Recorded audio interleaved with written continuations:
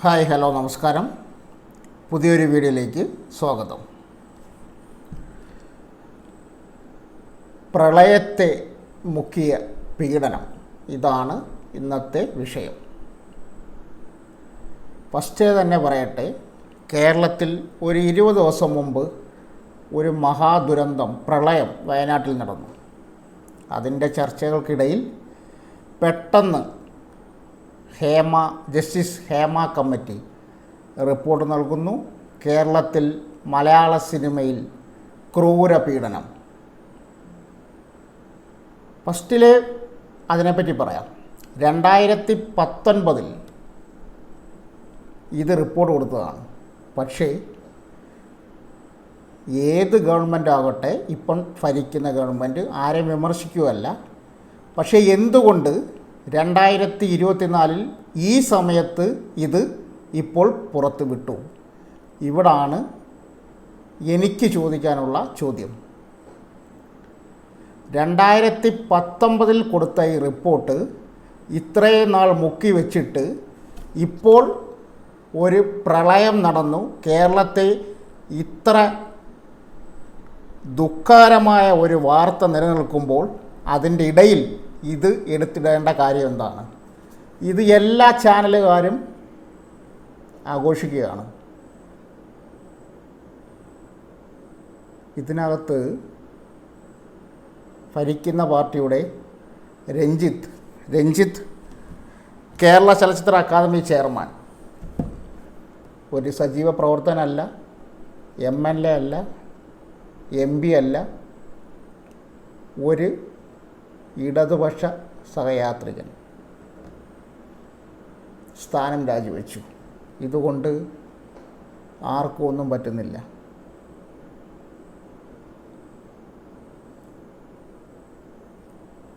രണ്ടാമത് മുകേഷിൻ്റെ പേരിപ്പോൾ കേട്ടുവരുന്നു. ഇതിനകത്തിൽ പറയാനുള്ളത്, ഈ സിനിമാ ഫീൽഡിൽ നിൽക്കുന്ന പ്രശസ്തമായ ആൾക്കാരെ ഒരു സുപ്രഭാതത്തിൽ പാർട്ടി, അത് ഏത് പാർട്ടി ആയിക്കോട്ടെ, അവരുടെ പേര് പറയുന്നു, ഇലക്ഷൻ നിൽക്കുന്നു. ജനങ്ങൾ, ഒന്നും അറിയാത്ത ജനങ്ങൾ വിജയിപ്പിച്ചു വിടുന്നു. ഇത് എൻ്റെ ഒരു അഭിപ്രായമാണ്. ഇത് തെറ്റായ ഒരു കാര്യമാണ്. ഏത് സമരത്തിൽ പങ്കെടുത്ത് അല്ലെങ്കിൽ ഏത് സാമൂഹ്യ പ്രവർത്തനങ്ങളിൽ പങ്കെടുത്തിട്ടാണ് പെട്ടെന്നൊരു സുപ്രഭാതത്തിൽ ഇങ്ങനെയുള്ള ഫേമസായ നടന്മാരെ കൊണ്ട് ഇലക്ഷൻ നിർത്തുന്നത്? പാർട്ടിയുടെ അടിത്തട്ടിൽ നിന്നും പ്രവർത്തിച്ചു വരുന്ന എത്രയോ പേരുണ്ട്. അവർക്ക് കൊടുക്കാതെ പാർട്ടിക്ക് ഒരു മണ്ഡലം പിടിക്കണം. അതിനുവേണ്ടി എന്ത് നെറികെട്ട പരിപാടിയും എല്ലാ പാർട്ടിക്കാരും ചെയ്യുന്നുണ്ട്. ഇത് കമ്മ്യൂണിസ്റ്റ്, കോൺഗ്രസ്, BJP എല്ലാവരും ചെയ്യുന്നുണ്ട്. ഒരു സുപ്രഭാതത്തിൽ ഒരു പാർട്ടിയിൽ നിന്ന് അടിത്തട്ടിൽ നിന്ന് വളർന്നു വരുന്നവരെ സ്ഥാനം കൊടുക്കാതെ ഇങ്ങനെയുള്ള സിനിമാ ഫീൽഡിൽ നിൽക്കുന്നവരെ, അവർക്ക് ഏതെങ്കിലും ഒരു സമരത്തിൽ അവർ പങ്കെടുത്തിട്ടുണ്ടോ, അല്ലെങ്കിൽ ജനങ്ങളുടെ പ്രശ്നത്തിൽ അവർ ഇടപെട്ടിട്ടുണ്ടോ? ജനങ്ങൾ വോട്ട് ചെയ്ത് അവരെ വിജയിപ്പിക്കുന്നു. അന്നേരം കഴുതകൾ ജനങ്ങളാണ്.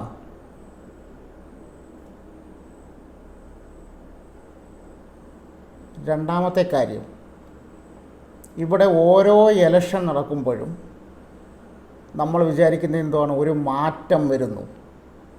പക്ഷേ ഇവിടെ ഒരു മാറ്റമല്ല വരുന്നത്, ഒരു എക്സ്ചേഞ്ചാണ് നടക്കുന്നത്. ഒരാൾ അടുത്ത ആൾക്ക് അധികാരം കൈമാറ്റം ചെയ്യുകയാണ് ചെയ്യുന്നത്. അല്ലെങ്കിൽ ഒരു രാഷ്ട്രീയ കക്ഷി 5 വർഷം തുടർച്ചയായിട്ട് ഭരിക്കും. അവർ നല്ലതാണെങ്കിൽ അവരെ തന്നെ നിലനിർത്തും. ഇപ്പം 2ാം ഭരണം കിട്ടി, അത് ഏത് പാർട്ടി ആയിക്കോട്ടെ. പക്ഷേ അതിൻ്റെ പിന്നിൽ ആലോചിച്ച് നോക്കി കഴിഞ്ഞാൽ അവിടെയും ഇതാണ് പ്രശ്നം. ലൈംഗികാരോപണം. ഉമ്മൻചാണ്ടിയെ സർക്കാരിനെ, അല്ലെങ്കിൽ കോൺഗ്രസ് സർക്കാരിനെ തുടർഭരണം കിട്ടാതെ പോയത് ഈ ലൈംഗികാരോപണം ആരോപിച്ചതാണ്. അതുപോലെയല്ലേ ഈ പ്രളയത്തെ മുക്കാൻ വേണ്ടിയിട്ട് ഇവിടെ ഈ ഒരു ആരോപണം എടുത്തിട്ടതെന്നാണ് എൻ്റെ സംശയം. ഈ ഒരു ആരോപണമല്ലാതെ വേറെ എന്ത് ആരോപണം വന്നാലും ജനങ്ങൾ ഇതിനെ മൈൻഡ് ചെയ്യത്തില്ല. ഇത് സിനിമാ ഫീൽഡിൽ മാത്രമല്ല, എല്ലാ തൊഴിൽ രംഗത്തും ഈ ഒരു പ്രശ്നം നിലനിൽക്കുന്നുണ്ട്. ആരും ഇത് പറഞ്ഞ് മുമ്പോട്ട് വരുന്നില്ല, അതാണ് സത്യാവസ്ഥ. പക്ഷേ നമ്മളെ പൈസ കൊണ്ട് നമ്മൾ 100 രൂപയോ അല്ലെങ്കിൽ 200 രൂപയോ ഒരു ടിക്കറ്റ് എടുത്ത് അതിൽ നിന്ന് കിട്ടുന്ന ഒരു വരുമാനമാണ് ഈ ഹീറോ അല്ലെങ്കിൽ ഇതിനതിൽ അഭിനയിക്കുന്ന നടിമാർക്ക് അല്ലെങ്കിൽ നടന്മാർക്ക് കിട്ടുന്നത്. ഇവരെ പവർ കണ്ടാലോ ജനങ്ങളെ ഇവർ മൈൻഡ് ചെയ്തതേയില്ല. എല്ലാവരെയും അല്ല പറയുന്നത്. ഇപ്പം രാത്രിയിൽ ഇടയ്ക്ക് വെച്ചിട്ട് രാത്രി ഒരു ആരാധകൻ, നിങ്ങൾക്കെല്ലാം പേരെടുത്ത് പറയുന്നില്ല, പേര് പറഞ്ഞാലും കുഴപ്പമില്ല, അത് എല്ലാ ന്യൂസിലും വന്നെയാണ്. ഇപ്പോഴത്തെ ജനപ്രതിനിധി ഇപ്പോൾ ആരോപണം നേരിടുന്ന ഒരു സിനിമാ നടനെ രാത്രിയിൽ ഫോൺ വിളിച്ചു. 10 മണിക്കോ അല്ലെങ്കിൽ 11 മണിക്കോ ഒരു ഷോ കാണാൻ പോയ വ്യക്തി കക്ഷി പടം കണ്ടിട്ട് ഇറങ്ങിയിട്ട് അതിൻ്റെ അഭിപ്രായം പറയാൻ ഫോൺ വിളിച്ചപ്പോൾ കക്ഷി തെറി വിളിക്കുകയോ ചെയ്യുന്നത്. കക്ഷി കൊടുക്കുന്ന 100 രൂപ ടിക്കറ്റിൻ്റെ 1% ഈ ഹീറോയ്ക്ക് കിട്ടുന്നത്. ഇവരെയൊക്കെ ഇത്ര ഉയർത്തണം? ആരോപണങ്ങൾ പലതും വരുന്നു. നടിമാർ പറയുന്നു എന്നെ പീഡിപ്പിച്ചിട്ടുണ്ട്. പക്ഷേ ഇതൊക്കെ അന്വേഷണം നടക്കട്ടെ, അതിൻ്റെ വഴിക്ക് പോകട്ടെ. ആർക്ക് വേണമെങ്കിലും ആർക്കെതിരെയും ആരോപണം ഉന്നയിക്കാം. അത് ലാസ്റ്റ് കോടതിയിൽ ചെന്ന് സത്യാവസ്ഥയൊക്കെ ക്ലിയർ ആകുമ്പോഴേ ഇതിന് സത്യാവസ്ഥ അറിയാൻ പറ്റത്തുള്ളൂ. പക്ഷേ ഇവർക്ക് ഇത്ര ഇമ്പോർട്ടൻ്റ് കൊടുക്കണം ജനങ്ങൾ? നടന്മാർ അവർ ഈ സംവിധായകർ എത്ര ടേക്ക് എടുത്തിട്ടാണ് ഒരെണ്ണം ശരിയാവുന്നത്? അങ്ങനെയുള്ള നടന്മാരും ഉണ്ട്. ഇതല്ല ഇപ്പോഴത്തെ പ്രശ്നം. ഇവിടുത്തെ പ്രശ്നം ഞാൻ പറയാൻ ആഗ്രഹിക്കുന്നത്, എൻ്റെ മനസ്സിൽ തോന്നിയത്, പ്രളയം, വയനാട് ദുരന്തം, ഈ ഒരു ജസ്റ്റിസ് ഹേമ കമ്മിറ്റി റിപ്പോർട്ട് മുക്കിയോ? നിങ്ങളുടെ അഭിപ്രായം എന്താണ്? എല്ലാ ചാനലുകാരും ഇത് കൊട്ടി ആഘോഷിച്ചു. ദാരിദ്ര്യം ഈ ഒരു വാർത്തയല്ലാതെ ഏത് വാർത്ത എടുത്തിട്ടാലും പ്രളയത്തെ മുക്കാൻ പറ്റത്തില്ല. അത് ഞാൻ ഉദ്ദേശിക്കുന്നത് ദുരിതാശ്വാസ നിധി അതൊന്നുമല്ല. പക്ഷേ അവിടുത്തെ അവസ്ഥ എന്തുവാണ്? ദുരിതാശ്വാസ നിധി ഇപ്പോൾ അത് മുഖ്യമന്ത്രിയുടെ അക്കൗണ്ടിൽ, ഏത് രാഷ്ട്രീയ കക്ഷി ഭരിക്കുന്ന മുഖ്യമന്ത്രി അക്കൗണ്ടിലൊന്നും അല്ല പോകുന്നത്, അത് ഗവൺമെൻറ് അക്കൗണ്ടിലാണ് പോകുന്നത്. അതിന് വ്യക്തമായ കണക്കുകളും കാര്യങ്ങളും എല്ലാം ഉണ്ട്. പക്ഷേ വയനാട്ടിലെ ജനങ്ങളുടെ അവസ്ഥ ഇപ്പം എന്തുവാണെന്ന് ഏതെങ്കിലും ഒരു ന്യൂസ് ചാനലോ അല്ലെങ്കിൽ ഈ ഭരിക്കുന്ന രാഷ്ട്രീയ പാർട്ടികളുടെ ഏതെങ്കിലും ഒരു MLAയോ MP യോ അല്ലെങ്കിൽ ഒരു ജനപ്രതിനിധിയോ ഇപ്പോൾ പറയുന്നുണ്ടോ? എല്ലാവരും സിനിമ നായികമാരെ പീഡിപ്പിച്ചു. ഇതിൻ്റെ പിന്നിൽ വ്യക്തമായ രാഷ്ട്രീയമുണ്ട്. ജനങ്ങൾ വിഡ്ഢികളാണ്. ഇതിൻ്റെ പിന്നിൽ വ്യക്തമായ രാഷ്ട്രീയം ഉണ്ട്. അല്ലെങ്കിൽ നല്ല ഭരണമാണെന്നുണ്ടെന്നുണ്ടെങ്കിൽ 5 വർഷം ഭരിച്ചു കഴിഞ്ഞാൽ അവരെ തന്നെ എന്തുകൊണ്ട് ജനങ്ങൾ നിലനിർത്തുന്നില്ല? അവർ മാറ്റം ആഗ്രഹിക്കുന്നു. അതുകൊണ്ടാണ് അടുത്ത രാഷ്ട്രീയ കക്ഷി അധികാരത്തിൽ കേരളത്തിൽ വരുന്നത്.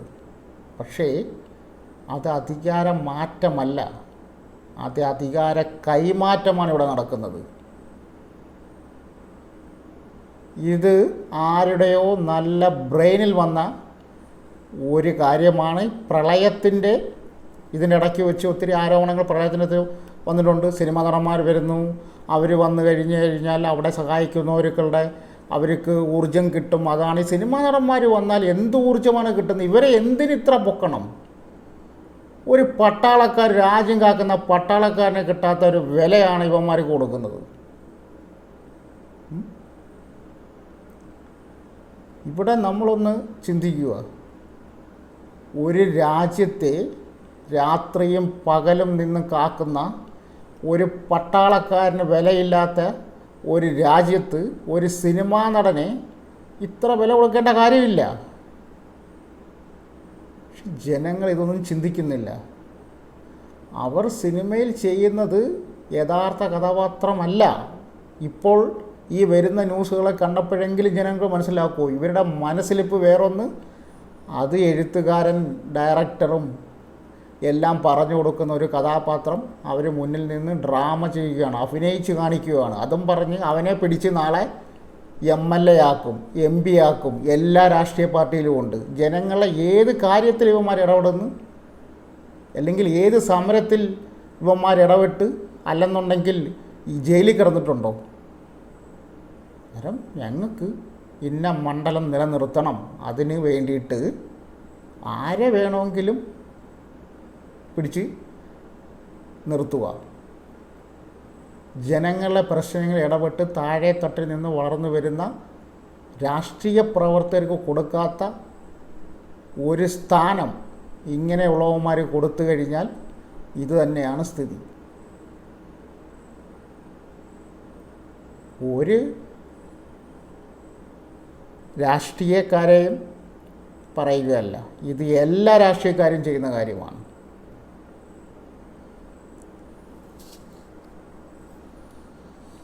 അന്നേരം ഞാൻ പറയാൻ ഉദ്ദേശിച്ച കാര്യം നിങ്ങൾക്ക് മനസ്സിലായി കാണുമല്ലോ.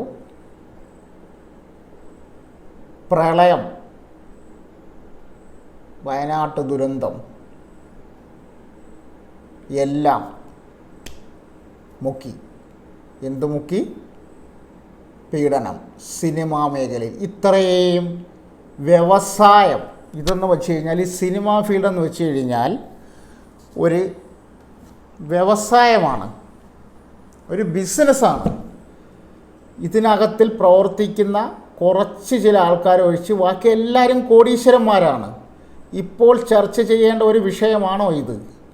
എത്രയോ പാവപ്പെട്ട ജനങ്ങൾക്ക് വീടുകൾ നഷ്ടപ്പെട്ട്, അച്ഛനമ്മമാരെ നഷ്ടപ്പെട്ട്, മക്കളെ നഷ്ടപ്പെട്ട്, ഭാര്യമാരെ നഷ്ടപ്പെട്ട്, ഇതൊന്നും ചർച്ച ചെയ്യാതെ ഇതിനകത്ത് ഇപ്പോൾ എല്ലാ ചാനലുകാരും കൊട്ടി ആഘോഷിക്കുന്നു പീഡനം. പ്രളയം മുക്കി. ഇത് 101% ഒരു ആരുടെയോ ഒരു കളികളാണിത്. അന്നേരം ജനങ്ങൾ, ഞാൻ ഉൾപ്പെടുന്ന എല്ലാവരും, നമ്മളെല്ലാവരും മന്ദബുദ്ധികളാണെന്നാണ് ഇവർ വിചാരിക്കുന്നത്. അതങ്ങനെ തന്നെ തുടരുകയും ചെയ്യും. 2019 കൊടുത്ത റിപ്പോർട്ട് 2024 പുറത്ത് വിട്ടു. എന്തുകൊണ്ട്? ഇതിനകത്തിൽ എത്ര പേരുടെ പേരുണ്ട്? ഇപ്പോൾ ഒരു രഞ്ജിത്തിനെ മാറ്റി നിർത്തിയാൽ അത് രഞ്ജിത്ത് ഏത് രാഷ്ട്രീയത്തിൽ പ്രവർത്തിക്കുന്ന കക്ഷിയായാലും ആ രാഷ്ട്രീയ പാർട്ടിക്ക് ഒരു ചുക്കും പറ്റില്ല. രഞ്ജിത്ത് ഒരു സജീവ പ്രവർത്തകനല്ല, ഒരു സിനിമാ നടനാണ്. അടുത്തത് മുകേഷിൻ്റെ പേരിൽ ഇപ്പോൾ ആരോപണം വന്നിട്ടുണ്ട്. അതൊരു ആരോപണം മാത്രമാണ്. അത് സത്യാവസ്ഥ തെളിയട്ടെ.